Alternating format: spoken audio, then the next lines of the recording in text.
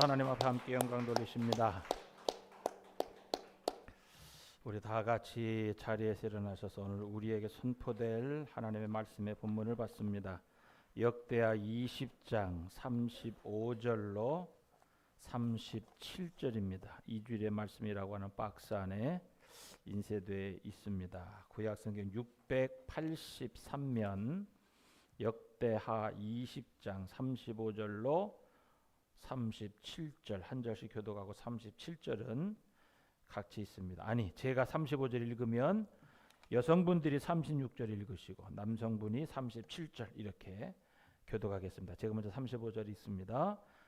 유다 왕 여호사밧이 나중에 이스라엘 왕 아하시야와 교제하였는데 아하시야는 심히 악을 행하는 자이었더라.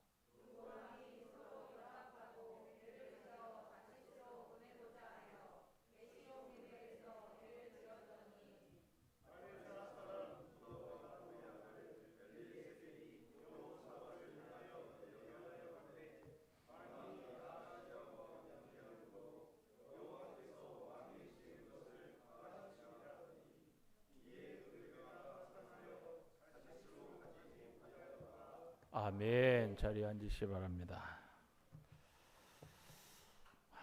우리가 이 땅을 살아가면서 정말 가까이 할 사람들이 누구인가 오늘 본문을 통해서 하나님이 우리가 누구와 가까이 하는 삶을 살기를 원하시는가라고 하는 부분에 대해서 잠깐 동안 살펴보기를 원합니다.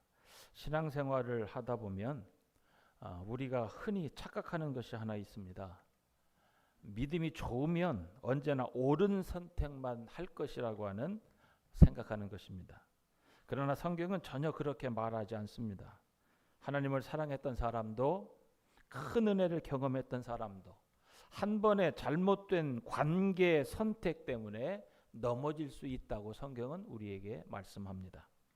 오늘 본문에 등장하는 여호사밧 왕이 바로 그런 사람입니다. 성경은 여호사밧 왕에 대하여 한마디로 여호와 보시기에 정직히 행했던 왕이라고 평가하고 있습니다. 여호사밧은 좋은 왕이었습니다. 우상을 제거했습니다. 백성들에게 율법을 가르쳤습니다. 하나님을 의지하는 개혁을 추진했습니다.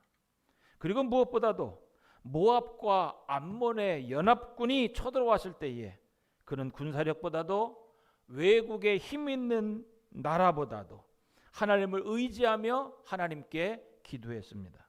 그리고 그의 기도를 들으시고 하나님은 저들이 싸우지도 않았음에도 불구하고 유다에 승리를 안겨 주셨습니다.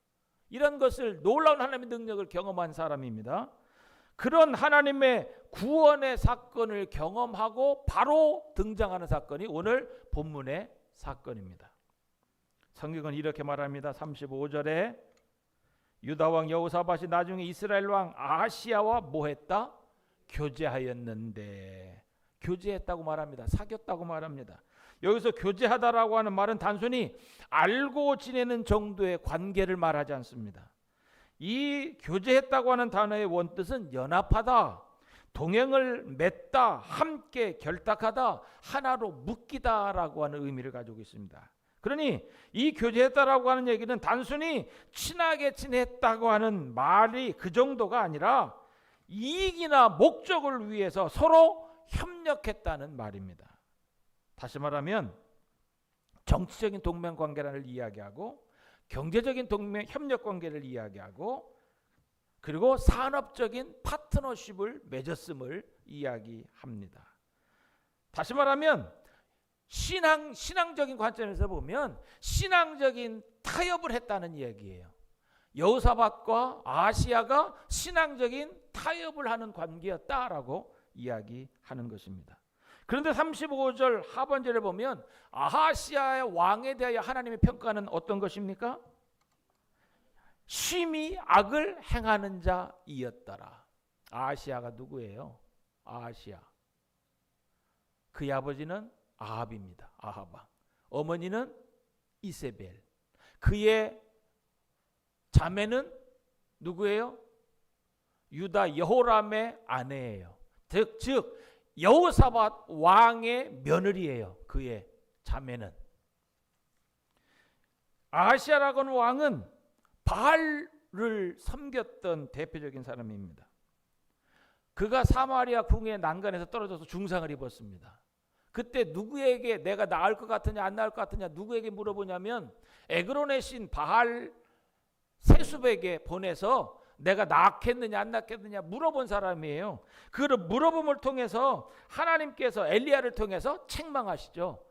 이스라엘에 하나님이 없어서 에그론의 신 바알 세숲에게 가서 묻느냐라고 책망하시면서 내가 일어나지 못할 것이다 라고 말해서 결국 병상에서 죽음을 맞습니다. 2년의 통치 기간을 거친 사람입니다. 그러니까 이 아하시아의 특징은 하나님을 의지하지 않고 우상과 세상의 힘을 의지했던 왕이에요. 그러니까 여호와 보시기에 악을 행했던 왕입니다. 그런데 여호와 보시기에 정직하게 행했다고 하는 평가를 받던 여호사밧이 이 사람하고 뭐해요? 지금 경제적인 협력 관계를 맺고 정치적인 동맹 관계를 맺고 사업 파트너십의 관계를 맺고 있는 것입니다. 여러분, 이것이 문제입니다. 믿음의 사람의 실패는 대부분 신앙 자체가 무너져서가 아니라 누구와 가까이 하느냐에서부터 시작된다는 사실을 기억하실 수 있기를 바랍니다. 여호사밧은 전쟁에서는 하나님을 의지했지만 관계에 있어서는 제대로 분별하지 못했고 함께 해야 될, 가까이 해야 될 사람과 가까이 하지 않았습니다. 그는 아하시아와 함께 배를 만들어 다시스로 보내서 부를 얻으려고 했습니다. 겉으로 보면 나쁜 일이 아니죠. 내가 다스리는 나라를 경제적으로 부강하게 만든데 이게 뭐가 잘못입니까? 외면상 보면 나쁜 일이 아닙니다. 경제협력을 하고 있는 거예요. 국가 프로젝트입니다. 합리적인 선택처럼 보입니다. 그러나 하나님은 그 배를 항구에서 깨뜨리셔서 운행하지 못하도록 만드셨습니다. 왜일까요? 하나님이 사업을 싫어하셔서가 아닙니다. 문제는 이 일을 이루기 위한 동역자가 누구였는가라고 하는 것입니다. 우리는 종종 이렇게 생각합니다. 나는 믿음이 있으니까 믿음이 연약한 자와 하나님을 섬기지 않는 자와 함께해도 상관없어, 괜찮아. 나는 그들에게 전혀 영향받지 않고 오히려 좋은 영향을 끼칠 거야. 이렇게 생각하며 행동할 때가 종종 있습니다. 그런데 성경은 늘 반대로 우리에게 말합니다. 내가 믿음 있는, 내가 믿음 없는 사람에게 좋은 영향을 끼쳐서 그를 좋은 방향으로 인도하는 것이 아니라 성경은 뭐라고 얘기하냐면 오히려 믿음 있는 사람이 믿음 없는 사람에게 좋지 않은 영향을 받는다는 거예요. 사람은 생각보다 관계의 영향을 아주 높게 받습니다. 아합과 가까이 했던 여호사밧은 이미 한번 죽을 것을 경험한 사람이잖아요. 아하시아의 아버지 아합 왕과 무엇을 도모합니까? 정치적인 동맹을 해서 빼앗긴 길르알 라못을 다시 회복하려고 하잖아요. 그때 여호사밧은 이미 하나님의 사람의 이야기를 듣습니다. 승리할 것이 아니고 패망할 것이다. 묻자고 해서 물었습니다. 하나님이 선지자를 통해서 대답해 주셨습니다. 그럼 어떻게 해야 돼요? 질 것이 뻔한 싸움 같이 합니까? 그냥 집으로 돌아가야 됩니까? 여러분 같으면 어떻게 하세요? 질 싸움이 뻔한데 할 거예요? 하지 말아야죠. 근데 여호사밧은 어떻게 해요? 부득을 같이 올라가요. 그러다 어떤 일이 겪습니까? 아합이 약습니다. 왕복을 입고 가는 게 아니고 자기는 평상복을 입어요. 평상 갑옷을 입고 가면서 여호사밧에게는 왕복을 입고 있으래. 누구를 타겟으로 만드는 거예요? 자기는 군사 중에 숨으면서 여호사밧을 타겟으로 만드는 일을 서슴없이 행하잖아요. 또 그 말을 또 순수하게 들어요. 믿음의 사람들은 참 착해. 그러고 보면 믿음 있는 사람 참 순수해. 믿음이 없는 사람들이 약삭 빠르고 믿음의 사람들을, 순수한 사람들을 이용하려고 하지. 아합이 그 꼴이잖아요. 사돈이요. 자기가 전쟁을 주관해서 치르는 거예요. 그러면 자기가 왕복을 입고 치러야지. 아니 전쟁터에 나가는데 왜 왕복을 입고 치러 전쟁을 미련맞게 아무리 순진해도. 그래서 결국 어떻게 돼요? 죽을 뻔하잖아요. 자기가 타겟이 돼서 왕복 입은 왕만 공격해라. 그러니까 자기가 타겟해서 모두 공격하니까 나중에 뭐래요? 나 이스라엘 왕 아니여! 소리 지르잖아요. 그러니까 하나님께서 은혜 입히셔서 그 죽을 뻔한 환경 가운데서 어떻게 해요? 살려주시잖아요. 하나님의 은혜 가운데 살려주잖아요. 그리고 그 여호사밧에게 하나님께 선지자를 통해서 책망하셔요. 왕이 악인을 돕고 여호와를 미워하는 자를 사랑하는 것이 옳냐 옳으냐 책망하잖아요. 그 책망을 들었습니다. 그 꾸중을 들었습니다. 한 번의 잘못된 선택을 통해서, 사귐을 통해서 죽을 뻔한 것을 경험합니다. 그럼에도 그는 또다시 같은 실수를 반복하고 있습니다. 여러분, 죄의 특징이 뭔지 아십니까? 죄의 특징은 반복성이에요. 반복성. 한 번으로 만족하지 못해요. 계속 똑같은 일을 자행하는 겁니다. 반복성이에요. 특히 인간관계의 반복성입니다. 관계의 죄는 끊어내지 않으면 여러분, 우리에게 반드시 다시 돌아오게 되어 있습니다. 여기서 우리는 구속사적인 중요한 사실을 보게 됩니다. 이스라엘의 역사는 단순한 정치사가 아닙니다. 정치의 역사가 아닙니다. 누구와 연합하느냐의 역사입니다. 하나님은 이스라엘 백성들을 거룩한 백성으로, 하나님의 백성으로 부르셨습니다. 왜 그렇습니까? 메시아의 길을 보존하기 위해서입니다. 그런데 하나님의 백성의 정체성이 섞이면 구속자의 흐름이 흐려지기 때문에 하나님은 하나님의 백성들에게 끊임없이 말씀하셔요. 섞이지 마라. 우상을 따르는 자와 연합하지 마라. 그의 아들을 취하지 말고 그들에게 딸을 주지 마라. 왜 그렇습니까? 이것은 기독교의 배타성이 아니라, 다른 것을 거부하고 멀리하는 것이 아니라 구원의 길을 지키기 위한 하나님의 선택입니다. 우리의 구원의 길을 지켜주시기 위한 하나님의 은혜예요. 하나님의 사랑이에요. 여호사밧의 문제는 단순한 인간관계 실수가 아니라 하나님의 백성의 정체성을 흐리는 선택을 기꺼이 했다는 거예요. 그래서 하나님은 배를 깨뜨리셨습니다. 하나님께서 배를 깨뜨리셨다고 하는 것은, 운항해보지도 못하고 항구에서 깨뜨렸다고 하는 것은 심판이면서 동시에 하나님의 사랑이고 하나님의 은혜입니다. 왜 그렇습니까? 멀리 가기 전에 깨뜨리신 것이죠. 출항하지도 못하게 하신 것이죠. 그런 심판인 동시에 그 길을 하나님께서 막으시는 거예요. 악한 자와 연합하는 그 길을 하나님께서 막으신 거예요. 그러므로 그건 뭐예요? 은혜예요. 은혜. 우리를 지키시려고 하나님의 은혜.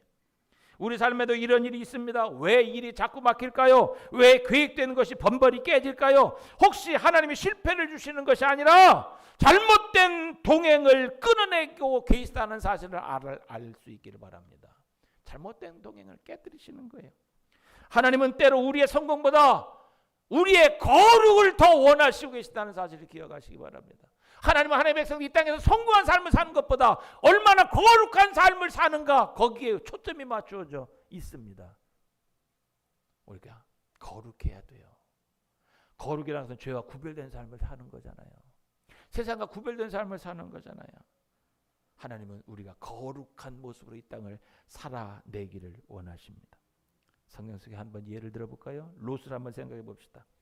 롯은 처음에는 아브라함과 함께 있었습니다. 은혜 자리였습니다. 그러나 점점 소돔 가까이 장막을 옮겼습니다. 그리고 결국 소돔 성 안에 들어가 살고 있습니다. 처음에는 영향 주려고 갔을지도 모릅니다. 그러나 결과는 반대였습니다. 롯이 소돔을 변화시킨 것이 아니라 소돔이 롯의 가정을 무너뜨리고 말았습니다. 관계는 방향을 결정하는 거예요. 누구와 사귀느냐, 어떤 사람과 교제하느냐 매우 중요합니다. 왜냐하면 누구와 교제하느냐, 누구와 사귀느냐에 따라서 나의 신앙이 결정되기 때문입니다. 또 한 사람 삼손을 보실까요? 힘이 약해서 그가 무너졌습니까? 힘이 약해서 무너졌냐고요? 아닙니다. 누구와 가까이 한 것이 문제였습니까? 드릴라와 가까이 한 것이 문제였습니다. 신앙의 사람도 잘못된 가까움 앞에서는 연약한 존재일 수밖에 없습니다. 그렇다면 우리는 누구를 가까이 해야 하겠습니까? 성경은 단순히 나쁜 사람을 피하라, 나쁜 사람과 관계를 맺지 말라라고 말하지 않습니다. 시편 1편은 이렇게 말합니다. 복 있는 사람은 악인의 꾀를 쫓지 아니하고 죄인의 길에 서지 아니하며 후에 나중에 여호와의 율법을 즐거워하는 자로다. 즉 가까이 할 사람은 누구라는 얘기예요? 하나님을 가까이 하는 사람과 가까이 교제 삶을 살아야 된다는 얘기예요. 완벽한 사람이 아닙니다. 완벽한 사람 가까이 하라고 말하지 않습니다. 하나님을 적어도 하나님을 향해 가는 사람과 가까이 하라는 거예요. 하나님과 함께 하라고 하는 사람과 함께 하라는 거예요. 신앙은 전염입니다. 죄도 전염이지만 신앙 특히나 전염입니다. 기도하는 사람 옆에 있으면 나도 저절로 뭐 하는 사람이 돼요? 기도하는 사람이 돼요. 말씀 사랑하는 사람 곁에 있으면 나도 말씀이 좋아집니다. 예배하는 사람과 함께 있으면 예배 자리를 떠나지 않고 예배 자리를 지키려고 애씁니다. 반대로 하나님을 가볍게 여기는 사람과 오래 있으면 신앙이 좋았던 사람도 신앙이 점점 식어져 갈 수밖에 없습니다. 예배 생활을 열심히 하는 사람이 예배 생활을 하지 않는 사람과 옆에 있어 봐요. 예배 시간에 가려고 하면 아이 뭘 가, 이번만 빠져. 나도 안 가잖아. 아이, 괜찮아. 그럼 예배 생활이 점점 뭐 되는 거예요? 멀어지는 거예요. 사람은 영향받을 수밖에 없어요. 여기서 구속사의 절정이 나타납니다. 우리는 실패하는 여호사밧을 보면서 한 왕을 기다리게 되죠. 절대 잘못된 전합을 하지 않는 참된 왕, 그분이 바로 누구예요? 예수 그리스도이십니다. 예수님은 죄인과 함께 식사하셨지만 죄인에게 영향받지 아니하고 죄와 연합하지 않으셨습니다. 세상 속에 들어오셨지만 그분의 거룩성을 잃지 않으셨습니다. 그리고 십자가에서 우리와 연합하셨습니다. 우리가 가까이 할 수 없던 하나님께 그리스도께서 우리를 가까이 데려가셨습니다.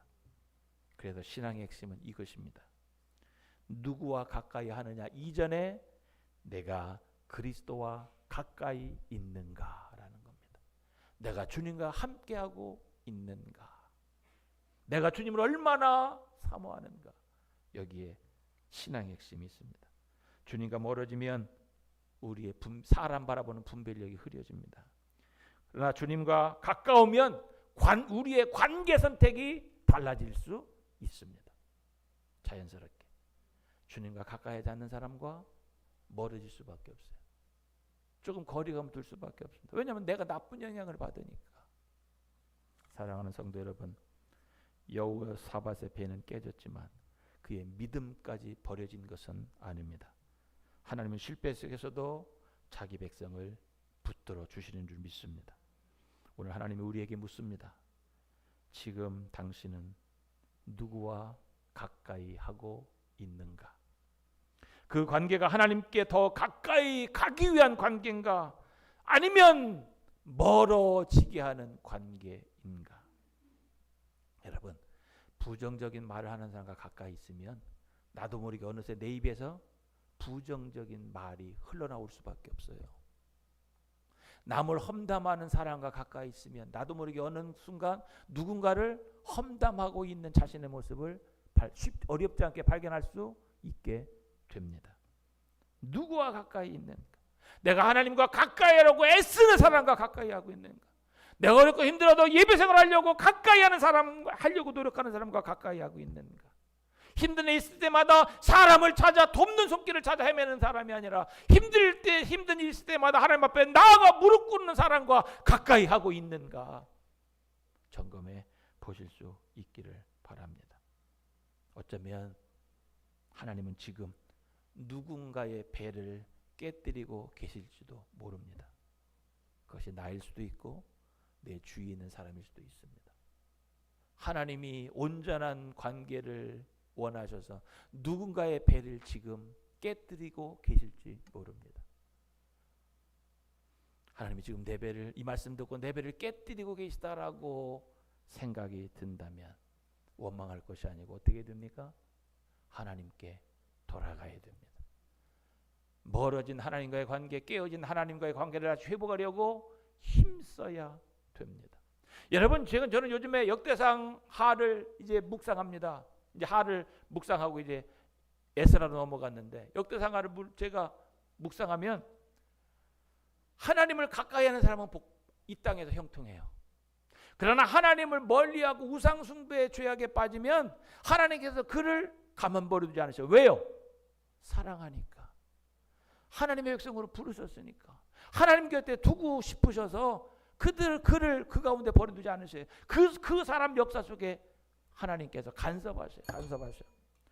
승리의 비결은, 이 땅의 성공의 비결은, 형통의 비결은 하나님께 있어요. 제가 히스기야의 형통이라고 하는 주제로 이 설교를 준비해 놨는데 하려고, 다음 주에 할지 다다음 주에 할지 몰라요. 근데 그 형통이 뭐냐면, 하나님과 함께하는 사람은 형통해. 그러나 하나님과 관계가 깨어진 사람은 형통하지 않아. 여러분, 성경은 하나님께서 죄인들에게 가까이 오시는 기록이잖아요. 그죠? 하나님이 죄인은 곁으로 찾아오시는 거잖아요. 왜 찾아오셔요? 왜? 에덴 동산 죄로 말미암아 깨어진 인간과의 관계를 회복시키기 위해서 하나님이 우리에게 찾아오시는 거잖아요. 그게 성경의 역사 아닙니까? 성경의 역사는 하나예요. 회복의 역사, 관계 회복하자고 하나님의 애씀이에요. 근데 사람들은 어떻게 매일 도망가려고 해. 하나님과 관계를 깨뜨리려고 해. 그럼에도 불구하고 하나님은 포기하지 않냐고, 실망하지 않냐고 계속해서 관계 맺자, 나와 함께 하자 계속 찾아오시잖아요. 지금도 여전히 우리 가운데 찾아오고 계시잖아요. 하나님이 우리의 배를 깨뜨리고 계시다면 그것은 우리를 미워해서가 아니고 우리를 뭐하기 때문에, 사랑하시기 때문에. 내 관계 속에 살자, 나와 함께 살자, 내 은혜 영역 안에서 살아라, 내 돌봄 속에 살아라 하는 하나님의 외침입니다. 우리는 망하게 하려고 하는 손이 아니라 오히려 우리를 살리려고 하는 손이라는 사실을 잊지 마시기 바랍니다.